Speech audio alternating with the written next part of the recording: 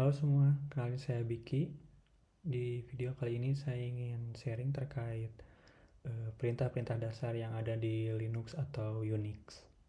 Saya akan mulai dari perintah yang paling penting, yaitu perintah untuk melihat dokumentasi dari sebuah perintah. Yang pertama adalah man. Man ini adalah perintah yang memberikan kita informasi atau dokumentasi terkait sebuah perintah yang ada di Linux. Contohnya adalah kita ingin melihat dokumentasi dari sebuah program namanya ls. Perintahnya cukup kita tuliskan man spasi lalu nama programnya atau nama perintahnya lalu enter. Man ini akan memberikan kita dokumentasi terkait ls itu sendiri, ls itu gunanya apa, lalu cara penggunaannya seperti apa. Lalu dia akan memberikan juga informasi terkait option-option yang tersedia di perintah itu sendiri.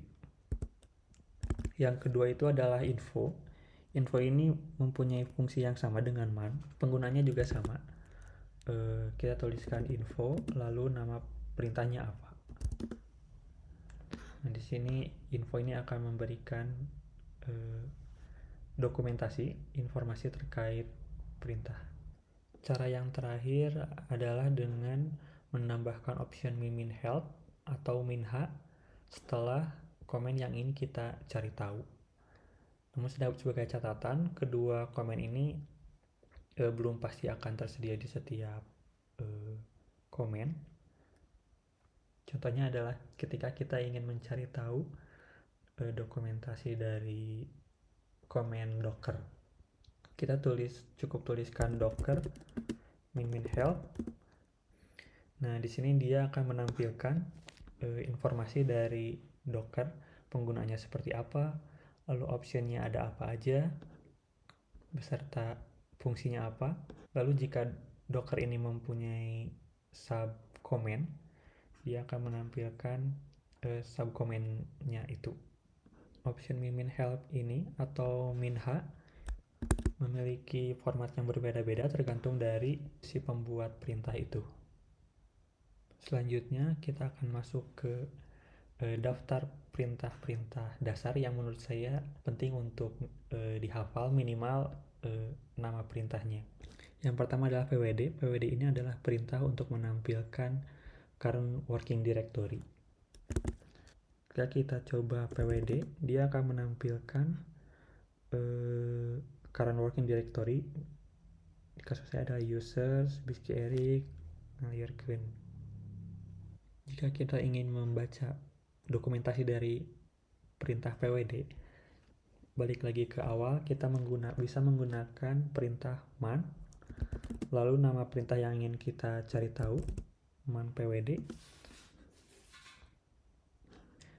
Nah, di sini kita bisa baca dokumentasi dari pwd. Pwd ini mengembalikan working directory name. Sinopsis ini adalah gimana cara kita menggunakan perintahnya. Di sini ada nama perintah itu sendiri, lalu ada kurung siku buka, kurung siku tutup. Ini maksudnya adalah opsional. Kita bisa menuliskan pwd min l, pwd min p, atau hanya pwd. Min l itu apa? Seharusnya dijelaskan di bawahnya. Kita baca description. Min l dia menuliskan logical current working directory. Dan min p itu apa? Display physical current working directory.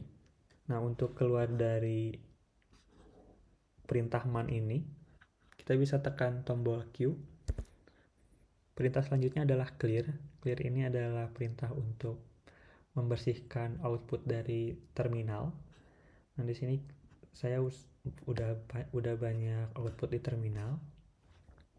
Ketika saya tuliskan clear, terminal saya menjadi bersih kembali. Jika kalian ingin melihat dokumentasi yang lebih detail dari clear, kita bisa pakai man lagi, man clear. Nah, di sini dijelaskan clear itu untuk apa, penggunaan caranya kayak gimana. Di sini dijelaskan clear itu perintah untuk apa, cara penggunaannya kayak gimana, dan deskripsi lengkapnya itu apa.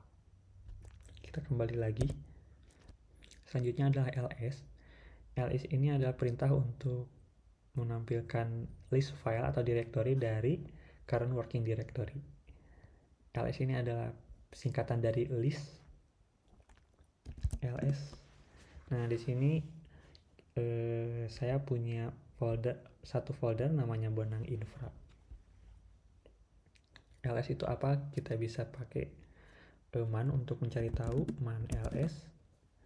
Nah, di sini jelaskan ls itu apa, cara penggunanya kayak gimana, ada option apa aja.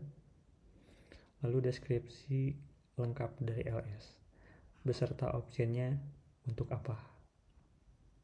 Perintah-perintah di Linux mempunyai dua bentuk option. Yang pertama adalah option dengan yang satu huruf. Misalnya ini ada add, a, b, c, d, e, dan seterusnya. Dan yang kedua adalah dengan menggunakan min lalu nama option secara lengkap. Misalnya di sini ada min color. Nah, bedanya adalah yang satu huruf ini kita bisa gabung dengan option yang lainnya dalam satu minus. Sedangkan yang full ini kita tidak bisa digabung dengan yang lainnya. Kita balik lagi ke terminal. Option yang sering saya pakai di ls ada dua, yaitu ls min l sama min a. Karena min l dan min a ini adalah bentuk pertama dari option, makanya saya bisa tuliskan digabung min la. Tapi kita bisa juga tuliskan dengan terpisah, misalnya min l min a. Lalu kita coba pakai ls min la, ls min al. Ini akan menghasilkan output yang sama. Di ls ini ada tiga, ada titik, sama Bonang Infra. Nah, titik ini merujuk kepada current directory. Nah, titik-titik ini merujuk kepada folder sebelum current working directory. Misalnya current directory saya adalah users Biki Erik ngalirkeun. Nah, min ini dia merujuk pada users Biki Erik. Perintah selanjutnya adalah cd. cd ini dipakai untuk berpindah directory. Contohnya adalah kita akan masuk ke folder Bonang ini. Perintahnya cd spasi lalu nama foldernya Bonang Infra. Nah, sekarang kita berpindah dari folder ngaliarkeun ke Bonang Infra. Nah, ketika kita tulis pwd, dia akan berpindah menjadi user Biki Erik ngaliarkeun Bonang Infra.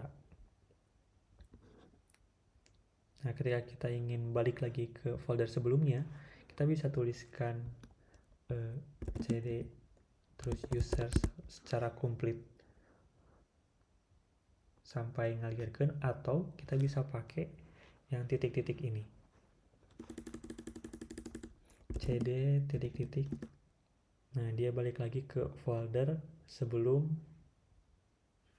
Bonang Infra. Selanjutnya adalah perintah cat. Cat ini adalah perintah yang digunakan untuk mencetak isi dari sebuah file. Fungsi aslinya adalah dia menggabungkan isi dari satu atau lebih file lalu ditampilkan ke dalam output atau terminal. Namun umumnya saya gunakan hanya untuk menampilkan satu file aja. Contohnya kita pindah dulu ke folder Bonang, lalu kita lihat isi dari foldernya ls. Nah, di sini ada file makefile, lalu folder Bonang dan lain-lain. Nah, penggunaan cat ini adalah kita tuliskan perintahnya spasi lalu tuliskan nama filenya makefile. Nah, dia akan menampilkan isi dari file makefile ini. Untuk lebih detailnya, kalian bisa pakai man untuk mencari tahu dokumentasi lengkap terkait chat. Selanjutnya adalah mkdir atau kepanjangan dari makedir. Mkdir ini digunakan untuk membuat sebuah directory. Contohnya, kita akan membuat folder testing. Kita tuliskan perintahnya, spasi, lalu nama foldernya, mkdir testing. Nah, ketika kita pakai ls, nah ada folder baru namanya testing. Kita bisa masuk ke foldernya, cd testing. ls harusnya kosong karena ini ada folder baru. Lalu selanjutnya adalah touch. Touch ini digunakan untuk mengupdate timestamp atau membuat file kosong baru. Contohnya saya akan membuat file logs.txt. Lalu kita cek isi dari folder sekarang, ada file baru namanya logs.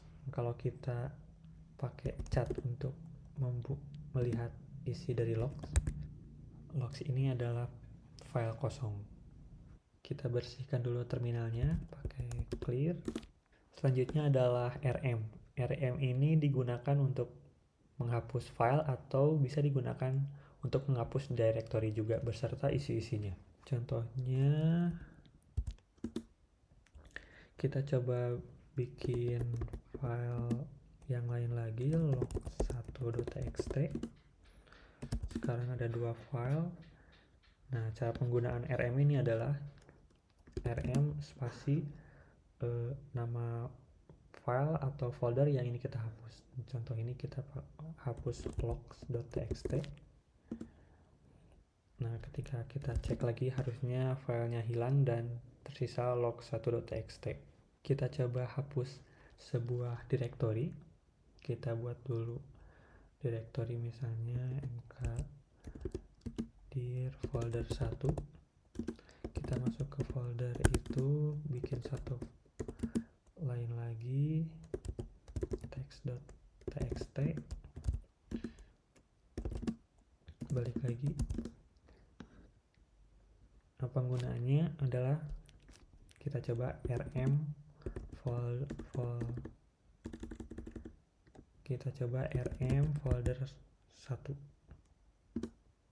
Nah, di sini kita kena error. Folder 1 is directory. Lalu penggunanya gimana? Kita cek menggunakan man rm. Nah, di sini kita bisa pakai option min r besar atau min r kecil. Nah, fungsinya adalah dia menghapus file hierarki. File hierarki adalah kita tulis rm, kita cek dulu ls. Ketika kita menghapus rm min r folder 1, artinya kita akan menghapus folder hierarki dari folder 1 beserta isi-isinya.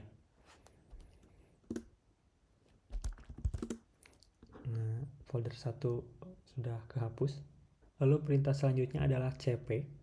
Cp ini adalah perintah untuk mengcopy file atau directory. Cp ini kesingkatan dari copy jadi cp. Coba kita lihat dulu dokumentasi dari cp, man cp. Nah, di sini dijelaskan untuk copy file. Di sini ada 2 cara penggunaan cp. Bentuk pertama adalah dengan kita menuliskan source dan targetnya. Lalu bentuk kedua adalah kita menuliskan source. Nah, titik-titik ini maksudnya adalah kita bisa menambahkan lagi source. Jadi kita bisa tuliskan source 1, source 2, source 3, dan seterusnya. Lalu yang terakhir adalah menuliskan targetnya di mana. Kita coba yang bentuk pertama. Kita akan coba copy file ini. Penggunaannya adalah cp, lalu log1.txt. Yang kedua adalah logs.txt. Nah, di sini artinya adalah kita akan mengcopy file log1 ke log1.txt. Ketika kita cek isinya lagi, harusnya ada 2. Nah, logs ini adalah hasil copy dari log1. Kita akan coba bentuk keduanya, yaitu kita mengcopy banyak file ke suatu target. Kita akan coba bikin folder baru lagi, mkdir hh ls. Nah, ada folder hh. Folder ini harusnya kosong, kita balik lagi. Nah, kita tuliskan cp, lalu source pertama, lalu source kedua. Nah, baru kita targetnya kemana? Targetnya adalah ke folder hh. Ya, kita coba cek isi dari folder hh. Ada 2 file yang telah kita copy. Perintah selanjutnya adalah mv. mv ini digunakan untuk merename atau memindahkan sebuah file atau folder ke tempat lain. Jika kalian ingin tahu mv itu cara penggunaannya gimana, ada option apa aja, bisa pakai man mv untuk mencari tahu cara pakainya seperti apa dan ada option apa aja. Kita lihat folder yang sekarang. Kita akan coba merename sebuah file. Di sini kita pakai mv log1, lalu kita ubah jadi config.env misalnya. Nah, ketika kita cek lagi, harusnya log1 udah hilang dan ada file baru namanya config.env. Nah, kita akan coba pindahkan config.env ini ke folder hh. Sebelum itu kita akan coba isi dulu config.env ini. Kita bisa pakai vim config.env. Nah, di sini kita tekan tombol i, lalu kita tuliskan isinya, misalnya port sama dengan 3306. Nah, untuk keluar dari vim ini kita perlu tekan escape, lalu shift titik 2, lalu wkey. Nah, kita coba lihat isi config.env sama persis dengan yang kita tulis. Nah, kita coba pindahkan config.env ini ke folder hh. Kita pakai mv, lalu nama filenya, lalu targetnya kemana? Hh. Nah, dan di sini juga kita bisa sekalian memindahkan dengan nama file yang baru, misalnya hh config baru.env. Kita cek hh. Nah, di sini ada config baru.env dan kita cek isinya sama persis dengan yang kita buat. Perintah selanjutnya adalah sudo. Sudo ini dipakai untuk menjalankan sebuah perintah sebagai user lain, tapi saya sering menggunakannya hanya untuk kebutuhan menjalankan perintah sebagai super user atau root user. Kita kembali lagi ke terminal. Kita pindahkan terminalnya ke sebelah kiri terlebih dahulu. Untuk mencobanya, kita akan coba untuk pindah ke folder internal, misalnya cd/var. Kita lihat isi dari folder ini. Nah, di sini hanya ada folder, tidak ada file. Lalu kita cek permission dari folder yang sekarang, ls-la. Clear dulu ls-la. Folder yang sekarang itu kita bisa lihat dari yang titik ini. Nah, di sini hanya user root yang mempunyai read dan write access. Nah, seharusnya ketika kita mencoba menuliskan sebuah file di sini, seharusnya tidak bisa. Kita coba. Misalnya touch foo.txt.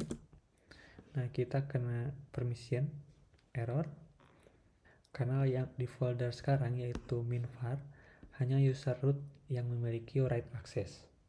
Nah, sekarang kita coba menjalankan touch tapi menggunakan sudo touch foo.txt, masukin password.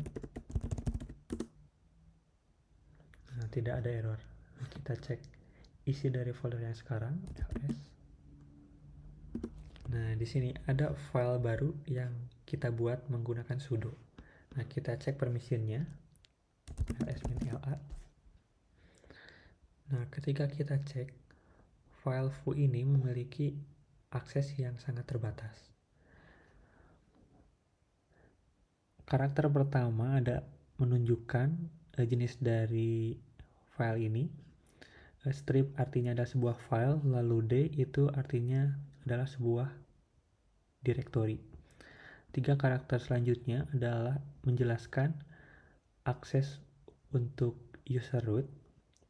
R ini adalah read, W itu write, lalu yang selanjutnya adalah X, yaitu executable. Karena di sini hanya dituliskan strip, itu artinya user root ini hanya tidak bisa execute, tapi bisa melakukan read dan write. Nah, 3 karakter selanjutnya ini adalah untuk user yang ada di grup wheel. Di sini hanya bisa read. Nah, lalu selanjutnya karakter 3 selanjutnya adalah untuk semua user di luar grup wheel. Sehingga jika kita mencoba menghapus file ini, kita hapus dulu terminalnya, clear, ls. Nah, kita coba hapus file foo tapi tidak menggunakan sudo, y. Nah, kita kena permission denied karena user yang sekarang kita bisa tulis UMI. Nah, user yang sekarang yaitu Big Eric itu tidak mempunyai akses write ke foo.txt, sehingga kita perlu menambahkan sudo rm foo.txt. Nah, dengan cara ini filenya bisa dihapus. Dengan menggunakan sudo, kita bisa menjalankan semua perintah, makanya kita harus hati-hati dalam menggunakannya. Nah, perintah selanjutnya adalah perintah untuk menjalankan package manager. Package manager ini bermacam-macam. Salah satunya adalah ada apt, brew, dan yum, dan ini tergantung dari sistem operasi yang kita pakai. Apt ini hanya bisa digunakan di Debian atau Ubuntu. Brew digunakan untuk macOS, lalu yum ini digunakan untuk CentOS. Nah, saya ingin coba memakai apt karena saya memakai macOS. Saya akan jalankan di sebuah kontainer Ubuntu.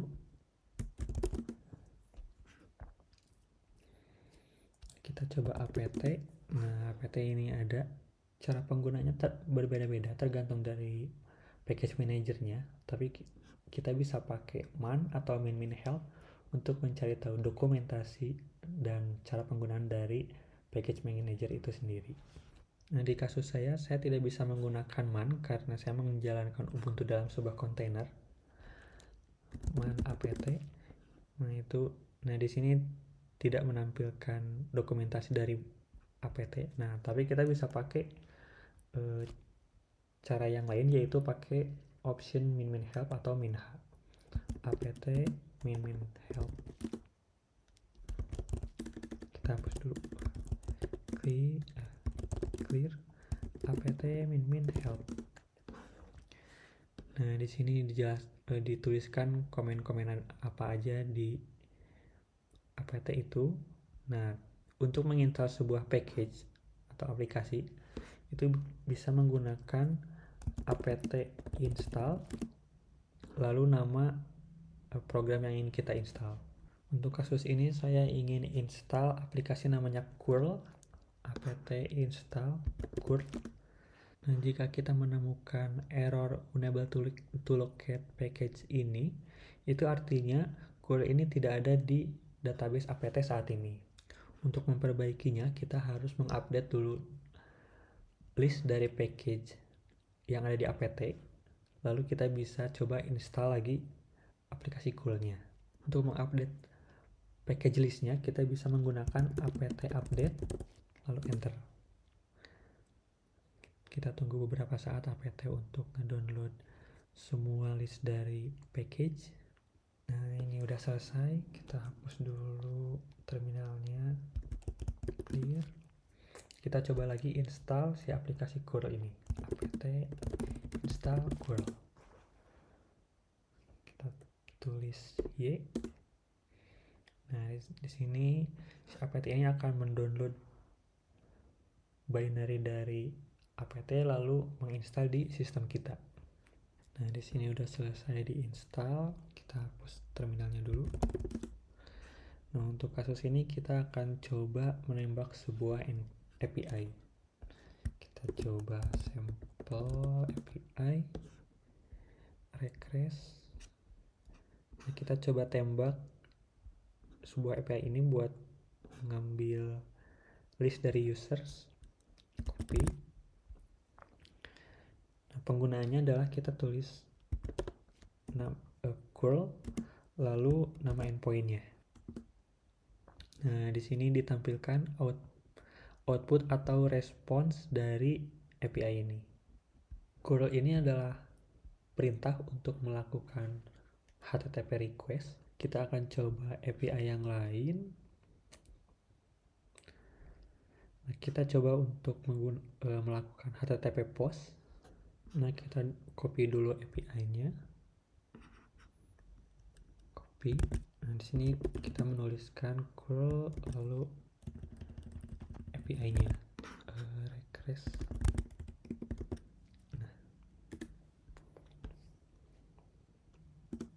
secara default curl ini akan selalu melakukan HTTP GET. Kita bisa cari tahu dengan menambahkan minv.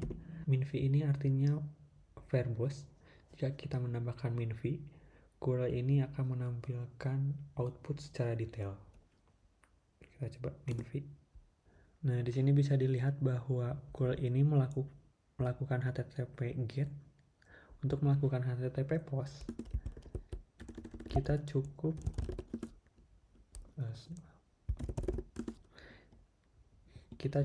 menambahkan minx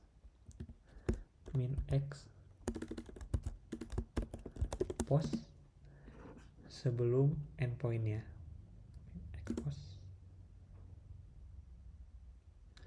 Nah, di sini bisa terlihat bahwa sekarang dia menggunakan HTTP POST. Contoh lainnya adalah kita bisa menuliskan minx put untuk melakukan HTTP put, xdelete untuk melakukan delete, dan xpatch untuk melakukan HTTP patch. Dan untuk menambahkan request body, kita bisa menambahkan option minde, singkatan dari data, lalu kita tambahkan lagi datanya apa. Misalnya di sini adalah JSON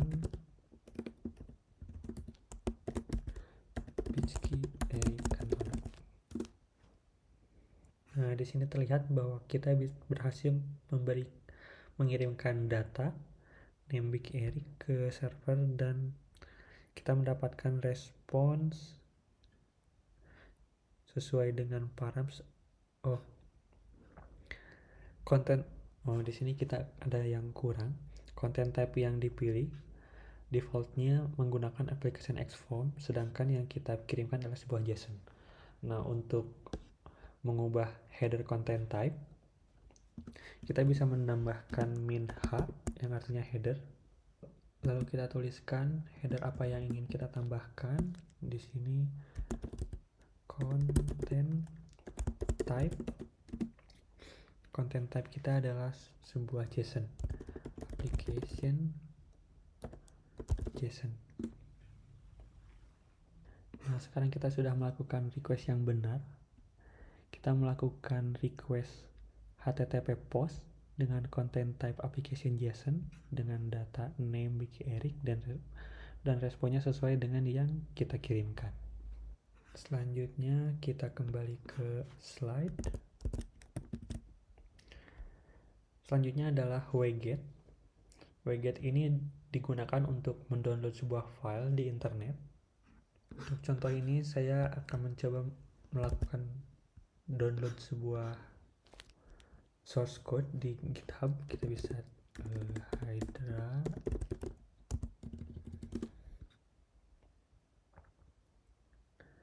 Kita coba download salah satu file di sini, misalnya ini keys. Kita ambil raw-nya. Nah, kita bisa copy endpoint-nya.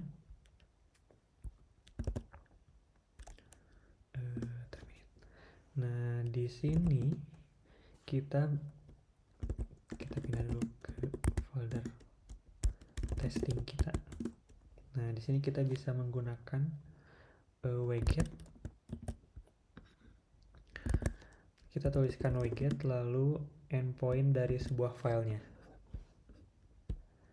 Lalu kita klik tekan enter.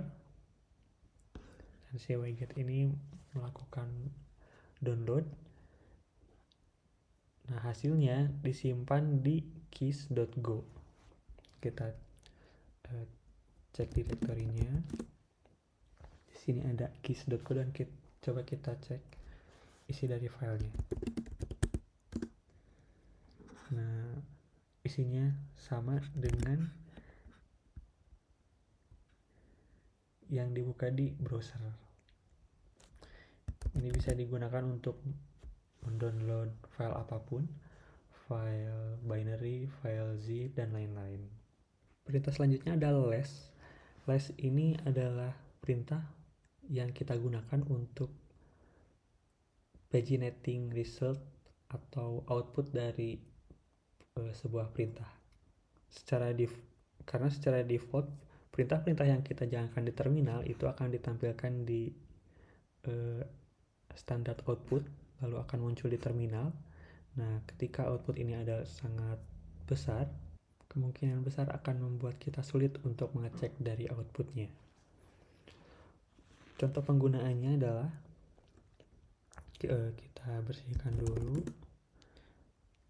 Misalnya kita mempunyai output yang sangat panjang, contohnya help. Perintah ini menampilkan output yang sangat panjang dan membuat kita sulit untuk mengeceknya. Nah, kita bisa menggunakan less ini. Contoh penggunanya adalah seperti ini. Kita tuliskan perintahnya lalu tambah karakter pipe lalu tuliskan less. Nah, di sini kita bisa scroll ke bawah ke atas untuk semua output dari perintah yang sebelumnya. Selain itu, kita bisa melakukan searching terhadap output menggunakan regex. Perintahnya adalah kita tulis slash lalu keyword yang ingin kita cari, misalnya min name. Kita ingin cari tahu min name itu option untuk apa, min name. Setelah itu kita setelah itu kita tekan tombol enter. Nah, di sini kita langsung diarahkan ke hasilnya. Min name ini digunakan untuk nge-assign sebuah nama ke sebuah kontainer. Nah, ini sangat mempermudah kita untuk mencari suatu bagian dari sebuah output. Lalu kita bisa coba juga searching, misalnya min stop. Kita akan mencari option min stop itu untuk apa, enter. Nah di sini kita mendapatkan dua result, min stop signal, dan ada dua, set stop signal dan stop output. Nah untuk pindah ke hasil selanjutnya kita bisa tekan tombol N, lalu untuk balik lagi ke print result sebelumnya kita bisa pakai shift N, shift N, shift N. Nah untuk keluar dari program les ini kita bisa menekan tombol Q. Ketika kita menggunakan perintah man, sebenarnya outputnya itu ditangkap terlebih dahulu oleh perintah les. Itu makanya outputnya lebih interaktif. Contohnya ketika kita menjalankan man ls, itu kita bisa men-scroll ke atas ke bawah dari output ini, dan kita juga bisa melakukan searching. Misalnya kita ingin mencari tahu option min L ini itu fungsinya apa. Nah kita bisa pakai slash min L, bukan ini, n.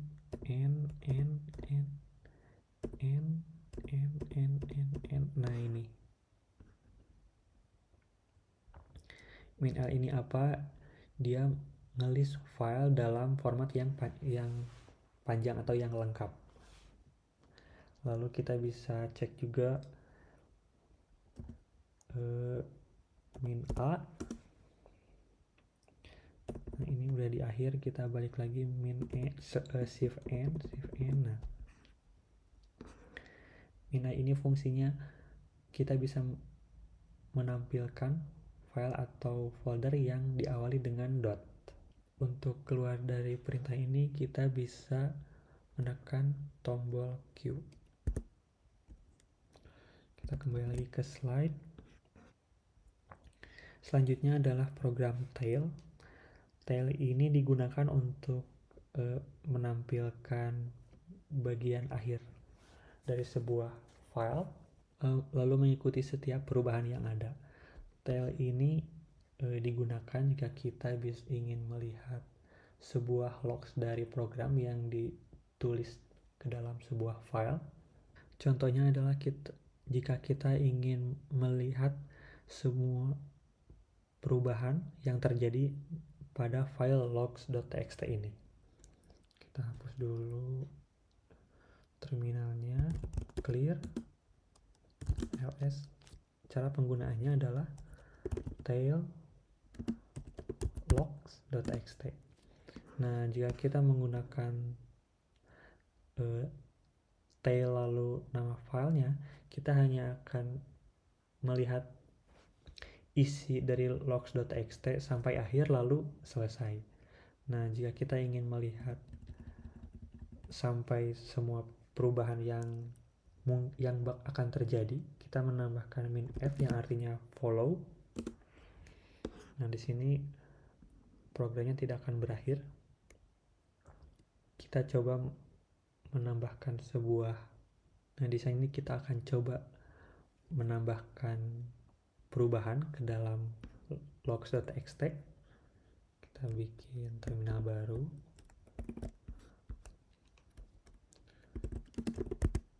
pindah ke file testing. Nah kita akan menambahkan line baru di logs.txt ini. Kita coba pakai, kita menuliskan debug 1 ke logs.txt. Nah di sini terlihat ada perubahan di logs.txt. Debug 1 kita tambahkan lagi, misalnya debug 2. Nah di sini muncul juga. Lalu kita tuliskan info 1. Nah di sini muncul juga. Kita keluar dari terminal ini. Cancel. Nah untuk keluar dari program tail ini kita cukup menekan tombol Ctrl lalu ditambah C. Nah, dan yang terakhir adalah grep. Grep ini digunakan untuk memfilter sebuah output menggunakan regex. Pada contoh sebelumnya kita menggunakan tail untuk melihat setiap perubahan yang ada pada logs.txt. Nah, kita bisa gabungkan dengan grep ini untuk memfilter output dari tail yang hanya berisi info. Contoh penggunaannya adalah kita tuliskan tail minf log.txt, lalu kita tuliskan pipe, lalu kita tulis perintah grep. Nah, di sini kita tuliskan keyword apa yang ingin kita cari. Nah, untuk kasus ini kita akan coba hanya untuk menampilkan output yang hanya berisi info. Nah, kita tulis info. Nah, di sini di bug 1, di bug 2 dia di skip karena tidak berisi info. Info 1 dia ditampilkan. Sekarang kita coba lagi melakukan perubahan pada file tersebut.